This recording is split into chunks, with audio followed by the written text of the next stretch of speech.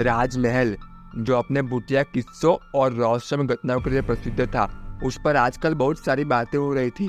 यह महल कई सालों से बंद पड़ा था, लेकिन उसके आसपास के गांव वाले अक्सर कहते थे कि रात में वह अजीब आवाजें सुनाई देती थी। हर साल एक महोत्सव के दौरान कुछ लोग राजमहल की ओर जाने की हिम्मत करते थे, लेकिन कोई भी वापस नहीं आया। एक रात गांव के 4 दोस्त आर्यन, प्रिया, समीर और नेहा ने तय किया कि वे राजमहल की सच्चाई जानने के लिए वहां जाएंगे। उन्होंने अपने दोस्तों को बताया कि वे केवल एक रात के लिए ही जाएंगे, लेकिन किसी ने भी उनकी बातों पर विश्वास नहीं किया।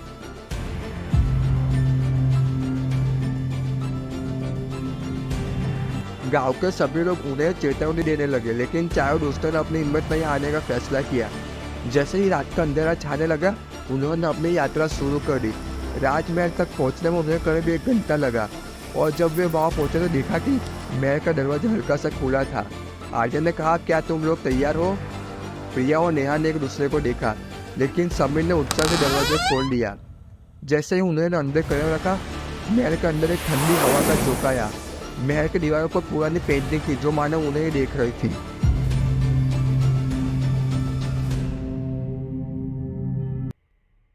महल के अंदर जाते ही उन्हें अजीब से खौफ का अनुभव हुआ। अचानक एक भयानक चीख सुनाई दी। सभी दोस्तों ने एक दूसरे की ओर देखा और फिर धीरे धीरे आवाज की ओर बढ़ने लगे। आवाज एक पुराने कमरे से आ रही थी, जहाँ एक पुराना पियानो पड़ा था जो अपने आप बज रहा था। नेहा ने चिल्लाते हुए कहा, ये तो भूतिया है। लेकिन समीर ने कहा, शायद ये किसी की चालाकी है, हमें आगे बढ़ते रहना चाहिए। वे कमरे के अंदर गए और देखा कि पियानो के पास एक पुराना डायरी पड़ा था। आर्यन डायरी खोली और पढ़ना शुरू किया, जहाँ लिखा था कि राजमहल में एक सुंदर रानी की आत्मा बसी हुई है, जिसे उसके प्रेमी ने धोखा दिया था। उसकी आत्मा अब शांति की तलाश में है।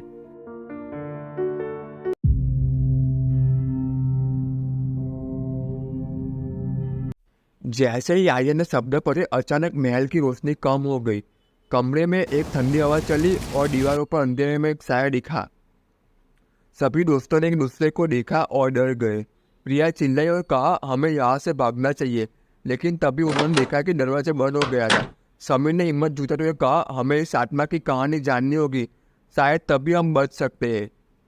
आर्यन ने डायरी में आगे पढ़ा, जो कोई भी रानी की आत्मा को शांति देगा, वह हमेशा के लिए महल की रहस्यमय ताकत से मुक्त हो जाएगा।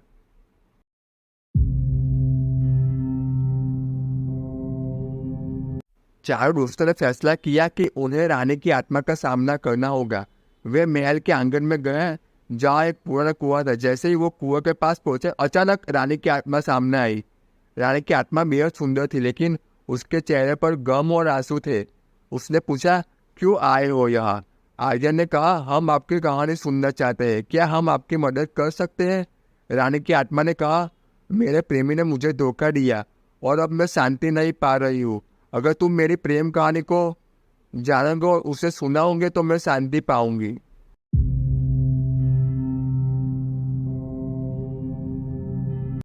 आर्यन और उसके दोस्तों ने रानी की प्रेम कहानी को ध्यान से सुना। रानी ने बताया कि कैसे उसका प्रेमी उसे छोड़कर चला गया और उसे अपनी जान ले ली थी।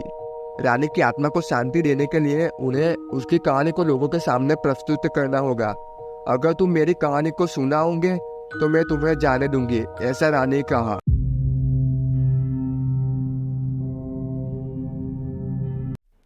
चारों दोस्तों ने रानी की कहानी को गांव में सुनाने का फैसला किया। उन्होंने गांव के लोगों को बुलाया और रानी की कहानी सुनाई। लोगों ने रानी की आत्मा के प्रति सहानुभूति व्यक्त की और उसकी आत्मा को शांति देने की प्रार्थना की। जैसे ही प्रार्थना खत्म हुई, राजमहल के चारों ओर एक प्रकाश फैल गया और रानी की आत्मा ने धन्यवाद से कहा, तुम्हारी मदद से मैं मुक्त हूँ।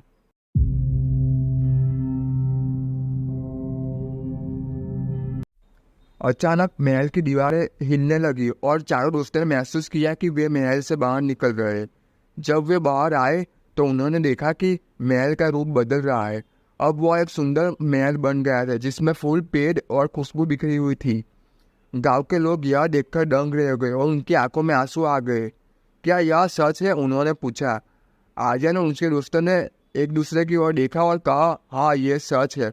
अब रानी की आत्मा को शांति मिल गई है।